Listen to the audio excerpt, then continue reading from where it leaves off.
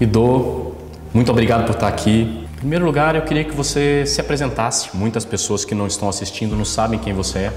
Se você pudesse contar quem é você. Eu vou usar a minha português ferrujada, mas eu vou falar algumas palavras. Eu nasci em Israel, me criei lá. Assim, o mundo físico começou para mim bem cedo, com 6, 7 anos de idade. Eu entrei nas artes marciais chinesas no começo. Pra gente depois chega também o exército, o serviço militar, com 18 anos de idade. Aí comecei a mudar de disciplina a prática física. E com o tempo comecei a entender que essas práticas, mudar sempre e aprender novas técnicas, não é o coração da prática. Comecei a procurar um método mais aberto, um jeito de olhar no estado de ser, na prática, no corpo, desenvolvendo uma prática humana também. Aprendi muito aqui no Brasil, passei um tempo no Brasil também. Sempre viajando, chegando, aprendendo. Aprendi muito dentro do mundo da capoeira, do mundo do ritmo, outras práticas afro-brasileiras. E no final acabei a procurar um jeito de praticar o corpo, movimentação aberto, e estava procurando um professor. Não consegui achar essa pessoa exatamente. Existem algumas coisas, sempre aprendiam outra disciplina, outras técnicas, mas eu queria uma coisa, os princípios. Sim. Os fundamentos do movimento. No final acabei a tentar virar nessa pessoa, porque não podia achar. E depois de um tempo eu entendi que, para falar a verdade, é impossível. E com esse entendimento eu fiquei. Eu acho que é bom até correr atrás de uma coisa impossível. É bom para a nossa vida. Eu sei que eu nunca vou aperfeiçoar esse tipo de ensino, esse tipo de prática, mas eu estou recebendo muito dentro desse tipo de treinamento, desse tipo de jeito de ser. Muitas pessoas te consideram um dos grandes mestres do nosso tempo, na sua área de movimento físico. E como você se define? Como você diria que é o seu trabalho? O que você faz? Primeiramente, eu não sou mestre de nada, né? Não cheguei a esse nível, não estou sentindo assim, nunca senti como um mestre. Sempre senti um aluno, e nem um aluno bom, talentoso. Eu tinha outros praticantes melhores do que eu sempre. Eu tinha muita dificuldade dentro da prática e desenvolvi métodos de processos e métodos e ferramentas para resolver esses problemas. Aí eu acho que eu me virei num professor bom. Como praticante, eu não acho que eu sou muito bom não, e mestre, essa palavra eu não gosto. Como eu defino? Eu defino a prática do movimento, é uma prática humana mesmo, muito aberta. É um jeito de olhar no nosso estado de ser físico, no lado físico. Isso é uma coisa. O outro é movimento com um tema maior do que tema física. Movimento de pensamento, movimento de energia. Isso que eu estou correndo atrás. É uma coisa muito aberta, muito difícil a entender. Às vezes pegamos algumas ferramentas do mundo de outros mundos, outros universos, como o universo da terapia, ou o universo da yoga, uma prática de fitness ou prática dos esportes profissionais, mas não estamos correndo atrás do resultado dessas ferramentas. Estamos mais interessados pelo conteúdo lá dentro.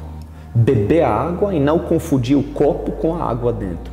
E isso traz muito prazer e também te deixa sempre como aluno iniciante, até os seus últimos dias. Sim. Eu estou botando a corda branca, né, toda semana. É um jeito de estar, de olhar no mundo muito diferente. Os japoneses se chama de Shoshin, o beginner mindset. É o jeito de pensar como iniciante, sempre mantendo isso. Sempre aberto para aprender. Aberto para aprender, entendendo o que você sabe é muito menos do que o que você não descobriu ainda. Como o ser humano, o mundo inteiro, e você como um individual. Sempre tem mais a descobrir do que a gente sabe. Então, por que a gente está botando tanto foco sobre o que a gente sabe, o que a gente pensa que é? Te faz bem. Te faz crescer cada vez mais, sempre.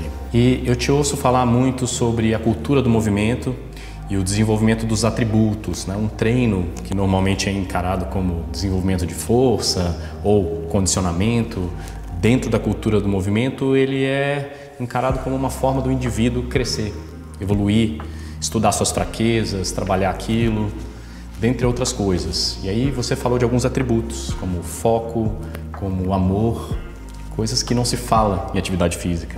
Você podia falar um pouco mais sobre isso? A gente desenvolveu uma prática, um foco sobre alguns assuntos. Aí foi pesquisar esses assuntos e se aprofundou muito nessas ideias, como força, trabalho de sistemas energéticos, alimentação, mas ainda não botamos muito foco em várias outras ideias. Por exemplo, em vários esportes, treinar o foco, treinar o jeito de usar os olhos, visão, treinar o ritmo, treinar atenção, treinar elasticidade. Não é mobilidade, nem a força. Existe tanto que a gente pode desenvolver, que cai dentro desse mundo da adaptação, mas a maioria das pessoas ficam naquele conhecido. Eu tento abrir mais tipos de praticar, geralmente. Você tornou-se bem conhecido mundialmente nos últimos anos por ter treinado pessoas famosas em diferentes modalidades, complementando aquilo que é a especialidade delas. E você é uma referência de pessoas praticantes de várias artes do movimento em busca do próximo nível. Mas provavelmente a maioria das pessoas que está aqui assistindo movimenta-se muito pouco além do mínimo, né? E essas pessoas, como foi o meu caso, eu comecei a movimentar meu corpo há muito pouco tempo, não tive a chance de começar tão cedo quanto você.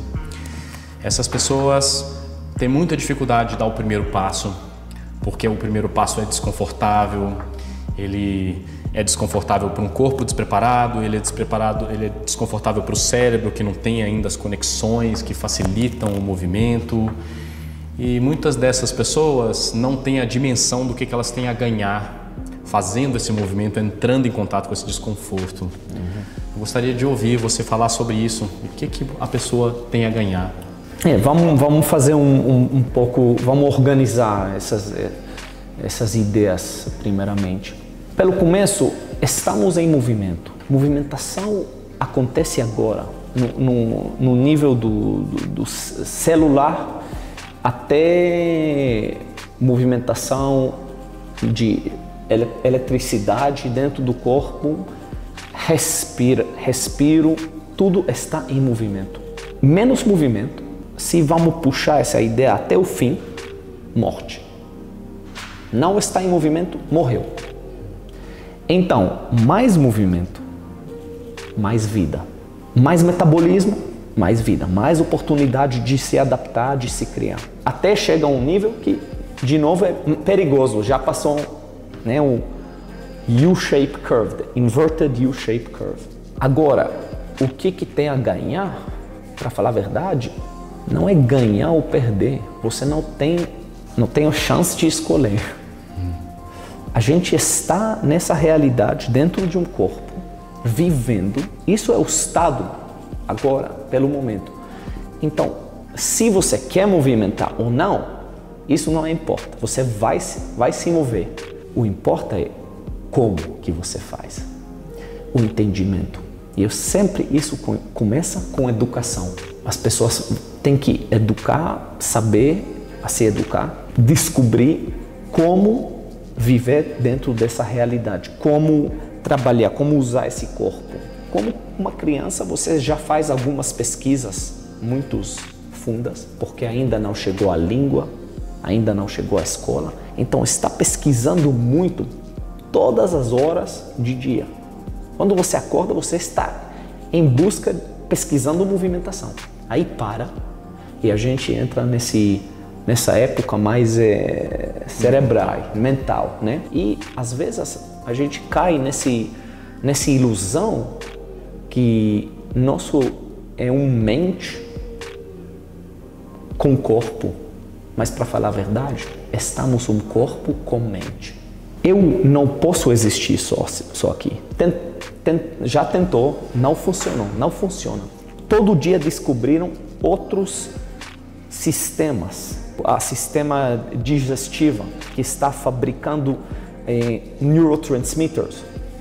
Então, como que a gente vive? Como que a gente se move? Como a gente escova a dente para proteger, mas não sabemos muito sobre articulação. Quando vai para o doutor, ele pode oferecer uma cirurgia, mas não temos um jeito de manter, praticar. Existem alguns sistemas bem separados, mas não como um tema, como viver dentro desse corpo. E de lá começa tudo para mim. Desenvolver uma prática de movimentação, uma prática de corpo, uma prática de estado de ser, uma prática humana. É aquela frase em inglês muito famosa, use it or lose it, né? Se você não sabe usar o corpo, ele vai se degradando, você vai perdendo suas funções, vai perdendo o conforto de habitá-lo. Muitas pessoas também usam o meu corpo me traiu, mas você geralmente traiu o corpo antes. Como chega uma doença, chega uma lesão, mas a maioria do tempo chega por causa de uma falta de atenção em uma coisa na sua vida. Quais são, no seu entendimento, eu sei que existem vários, mas alguns erros ou falta de conhecimento ou falta de atenção que a maioria das pessoas comete nesse cuidado com o próprio corpo, no que diz respeito ao movimento? Qual que é a sua visão sobre isso? Tem algumas ideias que eu já botei assim pelo mundo, eu comecei a falar. Algumas delas tudo já existiram, alguém já falou no passado, a gente só está botando de novo, né, a tua atenção de novo. Nessa geração eu tinha a oportunidade agora de fazer o meu trabalho para botar a atenção de novo nesses assuntos. Um deles é bem simples, a importância da coluna na nossa vida. A coluna é nós. Eu posso tirar o teu braço direito, o braço esquerdo corta.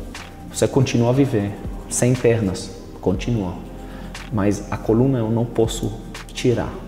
Você não pode viver só aqui. Manter a movimentação da coluna é muito importante. Só que a gente trocou essa ideia com estabilização da coluna, que vem de levantamento de muito peso, de prática atlética, que já perceberam que a gente está destruindo também a coluna com vários tipos de prática. Mas se você faz movimentação pequena, como essas ondas bem simples que a gente usa, que a gente ensina, vai manter o estado da coluna muito melhor.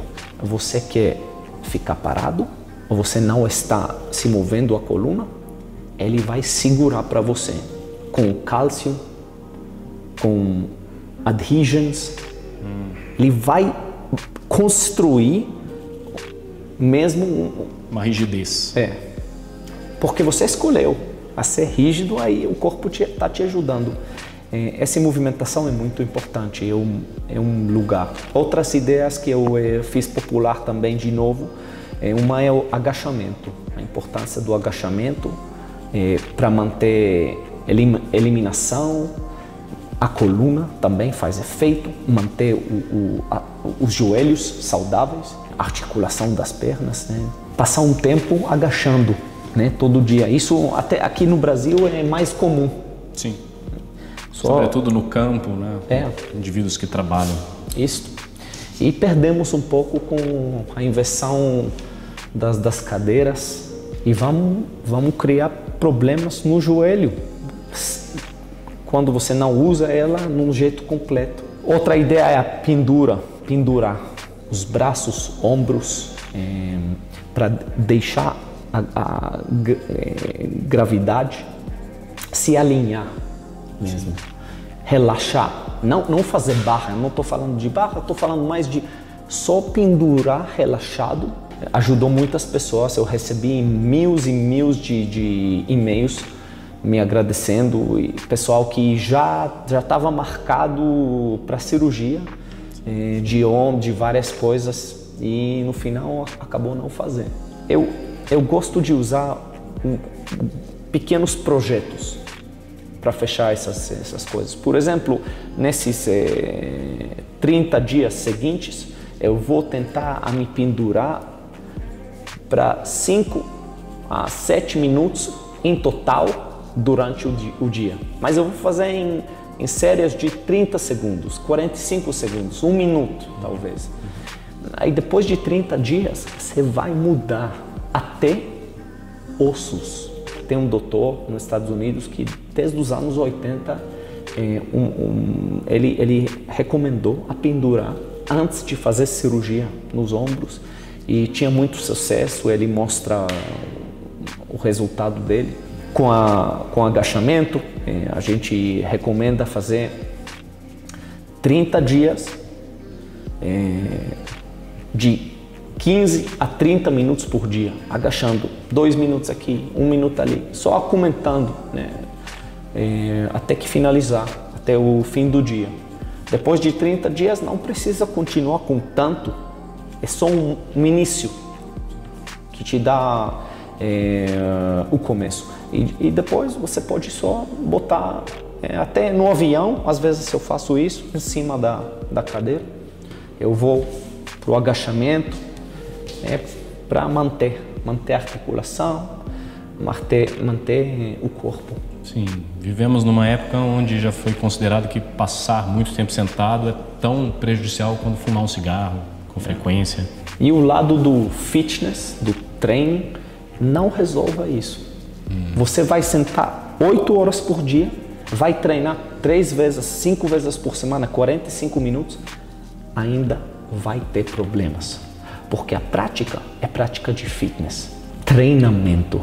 A gente não usa essas palavras e troca o jeito de praticar, como ver oportunidades em todo lugar. Não preciso uma sessão de treinamento, preciso viver com essa consciência corporal o tempo todo, vivendo em movimento. Posso subir, descer, se mover, me tratar dentro de uma entrevista. Então, uma consciência de buscar a cada momento como eu posso cuidar bem de mim, do meu corpo, do meu instrumento.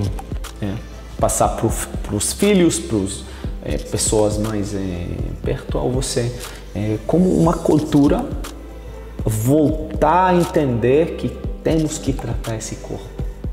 Como chegamos em outras consciências, como tratar esse planeta, não destruir a planeta, tratar os animais, também começou tudo quando a gente também largou do corpo o estado físico e subimos para o Cartesian, estado de entender,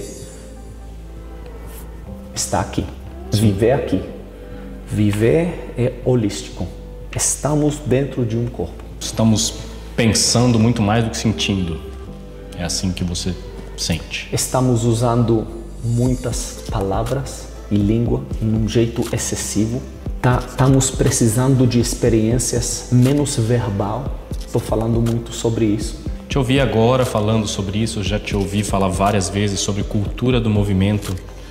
Você gostaria de falar um pouco mais sobre esse movimento que você está criando, que tem esse nome? Ou que você está por trás dele? Eu botei esse nome há muito tempo atrás e eu acho que muitas pessoas sentiu, né, a necessidade. Essas duas palavras têm um peso muito forte. Não é 50%, 50%. É 100%, 100%. Cultura e movimento. Movimento não posso praticar sozinho. Estou precisando de uma tribo, de uma cultura. É uma prática que desenvolve dentro dessa realidade. E também, sem movimento, não vai existir cultura. Cultura está cheio de movimento e os individuais vai precisar movimento também. Então eu botei junto Movement Culture e fez sucesso. Aí eu comecei a perceber a necessidade, isso eu aprendi também muito aqui no Brasil, necessidade de tribos, necessidades de tribos modernos, famílias, a família, o estado da família mudou. Estamos precisando de espaços que nem esse aqui para praticar, para chegar e nos tratar, para ser junto. No passado, talvez corremos atrás da comida, né? Vamos pescar junto, vamos carregar comida para o tribo. Agora não é para sobreviver, é para crescer. É para crescer mesmo. Hoje eu ouvi você falar que nos últimos 25 anos do seu trabalho você criou um mundo de recursos, de conhecimento. Aqui no Brasil isso frutificou nesse espaço Pratique Movimento e nessa tribo, nessa família. E eu queria que você dissesse para as pessoas que gostaram de tudo isso que você traz, como que elas podem prosseguir nesse estudo, mesmo as que não moram em Brasília, como que elas podem chegar um pouco mais perto, conhecer melhor um pouco desse universo? Existem várias coisas lá de graça que pode ver, olhar dentro da internet, pesquisar e fazer. E o mais importante é começar a se educar com curiosidade, mente aberta e procurar um jeito de estar dentro de uma prática física, uma prática de movimentação. Quando você tem um interesse dentro dessa ideia de movimentação, é um pouco diferente do que saúde, é um pouco diferente do que a luta, é um pouco diferente do que fitness, é um pouco diferente da prática estética do corpo. Eu tenho interesse no mundo do movimentação e quem está precisando de ajuda com isso, sempre poder achar mais informações online. Meu nome, botar o meu nome e do portal. Website, Facebook, Instagram, enfim. Por último, para fechar, eu queria que você dissesse 3 coisas que você aprendeu na sua vida. Se você pudesse deixar para a pessoa que você mais ama, o que você diria? 3 frases, 3 conhecimentos. É difícil às vezes, né, dobrar seu entendimento dentro de 3 coisas, ou 2 coisas, ou 5 coisas. Eu gosto muito dessa ideia de descobrir uma força maior do que ser feliz. Eu acho que tem muita força dentro disso. A ser feliz, para falar a verdade, não é um bom vetor para a nossa vida. E vira um problema depois de um tempo. E por causa disso, existe muito dentro de nós. Existe a raiva, a tristeza, existem vários modos de reagir, de ser. A descobrir é uma coisa que nunca vai parar, até o último dia. E até no último dia, talvez, estamos descobrindo uma coisa. Então eu acho que a ser interessado é mais importante do que estar feliz, né? Eu gostei muito do Slavoj Zizek, um filósofo que eu gosto. Why would you want to be happy if you can be interested?